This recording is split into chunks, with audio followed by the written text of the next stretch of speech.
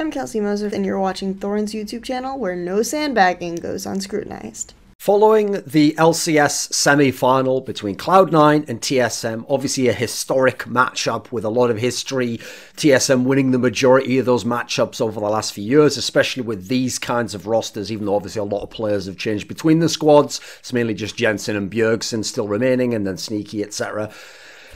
When goldenglue was subbed in for the last two games of the series, which was necessary for Cloud9 to actually win the series in the end, I thought, okay, I saw Twitter, social media generally, Reddit, it was all abuzz with talk about goldenglue, and I thought, okay, you know what, cool, this is going to be a nice little narrative actually. It's a story about a guy who failed again and again and again, practically every time, then finally he got a chance in the biggest game of his life, scenario he'd never even been in before, and he made good. Like, that's kind of a cool storyline, right? But no, that storyline has been bloated, stretched, expanded to where now it's like he was, he was always a good player, and he's like proven that he's a good player, and he's overcome all the haters, and like his hard work just all paid off. And I can see, kids, if you work hard, it all work. Like, let me set the scene and build the narratives for you, and then we'll break some of this stuff down. So Cloud9 won their semi-final versus TSM in really exciting fashion. Fifth game, deciding match. They were down 2-1 to TSM. Jensen had been playing the whole series. Just remember, part of the storyline of TSM versus C9 is, can Jensen overcome Bjergsen? At least that's what the fans make it every time. And if C9 loses, then they'll always kind of like, see, Jensen's not as good as Bjergsen, he's failed. Plus, Bjergsen had just been hard carrying in the series before against Echo Fox. So yeah, everyone was looking forward to this matchup, but it wasn't going well. So Reapid makes the ballsy decision, very bold decision, to sub in goldenglue for Jensen and to sub in Svenskeren for Blabber. Now, they then go on, Cloud9, win the last two series, win the last two games rather, to take the series and go to the final over TSM, very historic opponent who'd been something of a nemesis for these years. Over a year since Cloud9 was even in an LCS final. Goldenglue's own history was, he was a good mid laner in the Challenger Series. Then he would go into the LCS, sometimes as a sub, later as a starter. He'd prove to be between average and bad, depending on when you caught him, when he had his starting time. But the storyline then is, he went to Korea though, he grinded, he put in mad hours, 10 games or more a day. He came back. Oh, you're gonna love this, guys. He earned a spot on Cloud9 when they were franchising. He got playing time. His team finished near the top of the league. Yeah, he was replaced by Jensen, and they did that wrong, but okay, whatever. He got trusted by the coach who put him in crunch time in the big game. He won the games. He proved all the doubters, all the haters wrong. Hard work pays off. He's one of the good mid laners in the LCS now. Now, here's the thing. If this was a movie, if this was a Hollywood movie, Tom Hanks is cast as goldenglue. It's a fucking great story. The use of artistic license, suspension, disbelief, I'd be with you. I'd be cheering on with my fucking popcorn in my mouth. Problem is, it's a bullshit narrative, house of cards of just like flawed logic, like overlooking and omitting facts, like very generous, overly generous reading of certain aspects, and basically ignoring anything that doesn't build up into this feel-good narrative. The implication being that the narrative will extend and he will continue to be amazing. He'll get like a starting spot somewhere, maybe even for Cloud9, and he'll go on and be a great player. And like, this was just like a step along his career path. Problem is, let's unpack this motherfucker, shall we? So here's goldenglue's career for you. We first saw him at the LCS level when Dignitas brought him in back in, I think it was season 4, spring, right? They brought him in to replace Skara, who was starting to fall off and have issues. Played a few games, did okay results generally, but they brought back Scar for the playoffs and they let goldenglue go. Then he played with Coast, who just lost players to Dignitas actually, and who were relegated. He was trying to get them back in.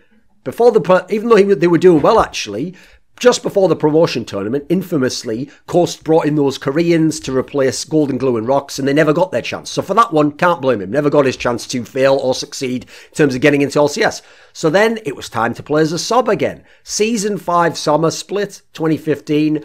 He gets brought into Team 8 to replace Slushy, and he plays like 13 games. The team avoided getting relegated overall, and he was in theory promised a starting spot for the following year, but the problem is the team got bought by Immortals. They didn't keep him on because obviously they ended up getting Paul Belter, who was an LCS champion, so he drops back down in the Challenger. In Challenger, he plays with the infamous Ember, if you remember those guys who were bragging about not just making better players, but making better people, and like these massive salaries they were paying people that they publicised. Probably quite foolishly or ill-advised fashion.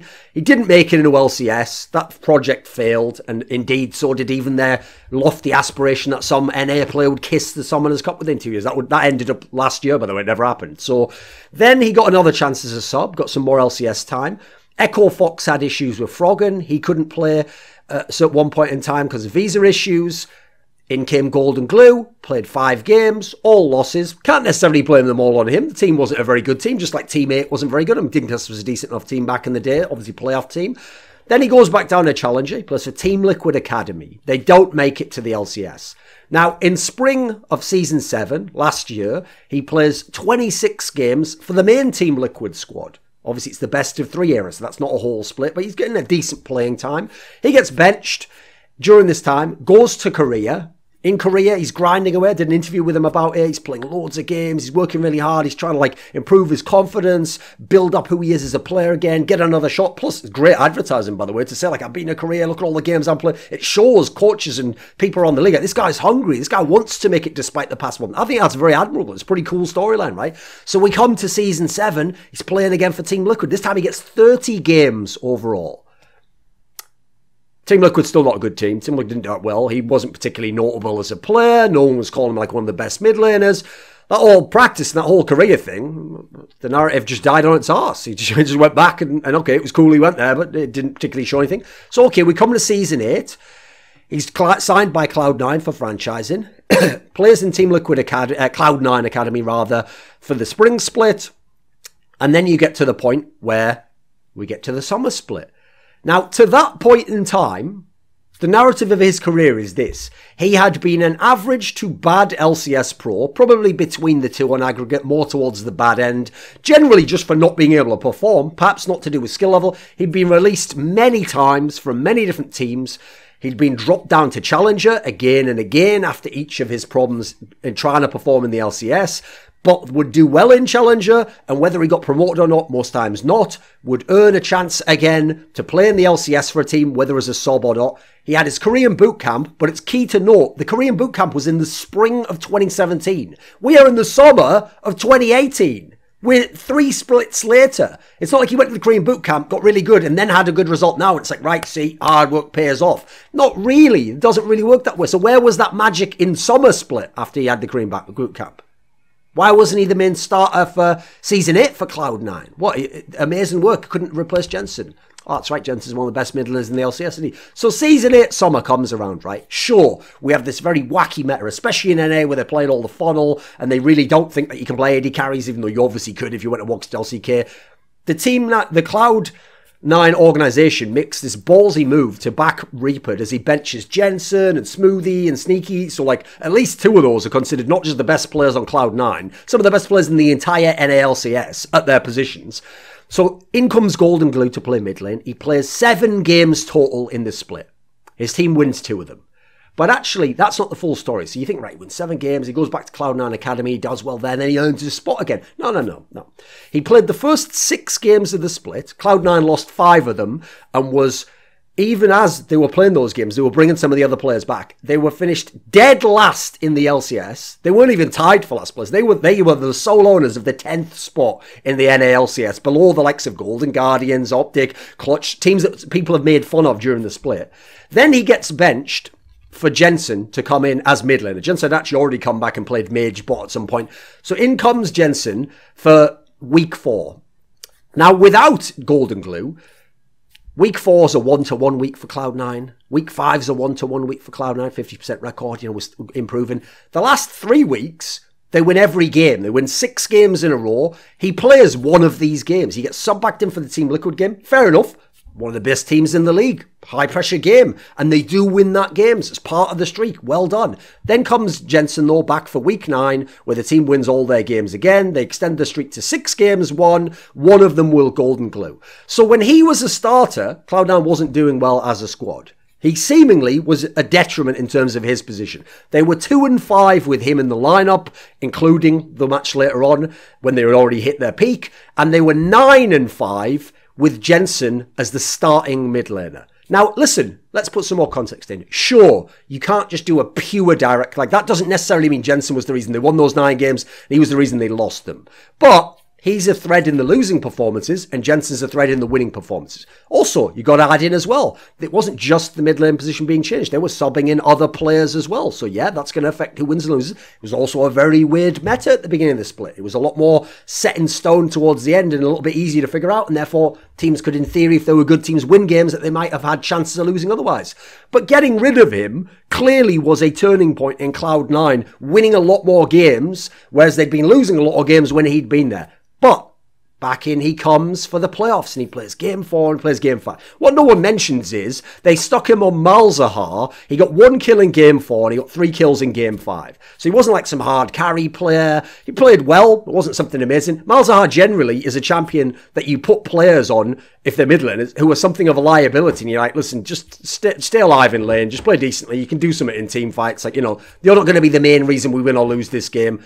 Now listen, I will give credit. TSM was looking dangerous. Bjergsen was looking fucking dangerous. He's not a player, Golden Glue, known for the playoffs at all, because he never played in the playoffs before. So actually, in that context, it is pretty big for him to come in, to perform, not to let the team down, to win both the games, to make it to the finals. You know what, that's cool. Like I said, I'm on board with that narrative when I thought that was going to be initially be the narrative. But the narrative didn't stop there. They got extended and they got stretched too far and history was rewritten all of a sudden. And all of a sudden, the furore around his performance alone, you'd think that he carried the whole playoffs and they won the championship or something. You'd think that his boot clamp was this split when he got benched and he came back and he was just so much better. And now like we know he's a new player and he's fresh and he's ready for the LCS and this is proof that he's going to be some big player. He was proving everyone wrong. Yeah, for 2 games. Just for 2 games.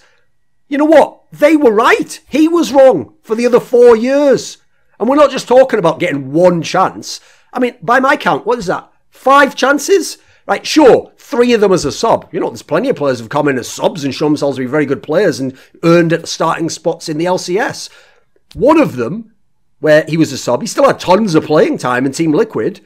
Then he was a starter for Cloud9 at the beginning, got benched. So people are talking like he's now clearly like a starting mid laner. I've even seen people say crazy shit like 100 Thieves should consider picking him up. What team can this guy be put onto where you know he would be good, better than the current mid laner and would perform at a high level and get them good? If you put him on Golden Guardians, okay, maybe I would say that's not a bad move. Practically every other NALCS team, though, right now, it would be questionable for them to pick him up and make him the starting mid laner. Is he better than Febiven? I don't think so. Is he better than Hui? Most people would say no the last few splits. He's been one of the better parts of their team. Is he better than Power of Evil? You can meme on Power of Evil all you want. He's got his own strengths, and Optic actually started to improve towards the end of the split. Is he better than Keen? I might give you that one. I think Keen's got his own flaws, but Keen has his own upside and his own win conditions. So there's not many. There's maybe 2 people you can replace in the league and it not be a questionable move. Well, those are the bottom 5 mids in terms of those are the bottom 5 teams, mid laners in the LCS. You're not putting them on any of the top teams. Forget that idea. So here's the thing. I like Golden Glue.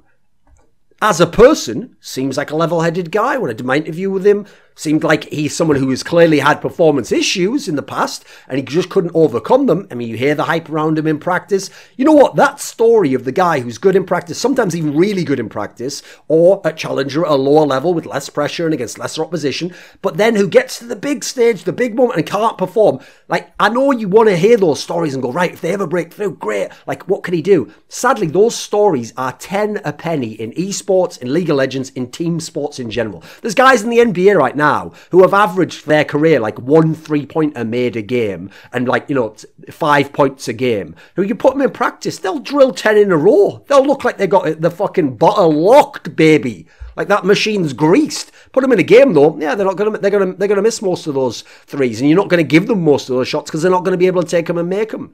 So The story of a guy like that, I'm afraid, isn't even that unique. The career element, very commendable. That's about hard work. That's about work ethic. I respect that. I think that is a great element to his story. And when he does succeed, yeah, it's nice to try and tie that in.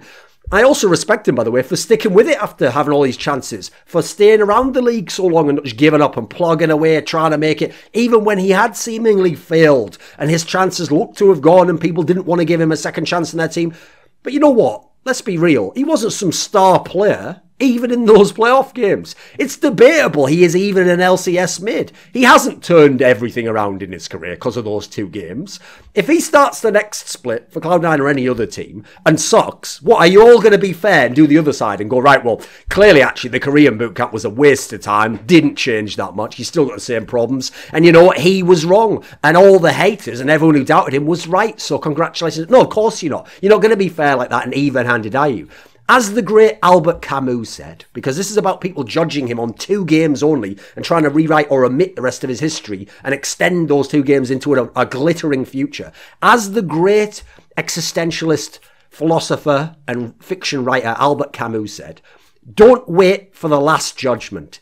It takes place every day. And that's the point. You can judge goldenglue's career by looking at his career, by looking at all the games in his career. You know what? They all count. Yes, I give him some leeway when he's a sub. I give him some leeway when people are subbed out of his team that are better players. I give him some leeway when he's on a bad team. But ultimately, you have to perform. And you have to perform to some degree within the context of your team. And he did well in these couple of games. And even Wells, like, well, let's not go too crazy. He wasn't the star player. He wasn't the best player. He wasn't the main reason they won the series. So the judgment, the final judgment for goldenglue will ultimately come at the end of his career. But at this point, our final judgment is now and all the past. You never rewrite it all. So let's not go too crazy with those narratives. This video was kindly supported by Dean Tanglis, Gardner Wilson, Andreas Snazore Westerlund, Alex Adams, Eddie Wingfors, Daniel Yordanov, Robert Baxter, Travis Greb, Kyla Harris, James Harding, Caesar, and special thanks go out to Matt Shakowski and Jerky's Minion in particular.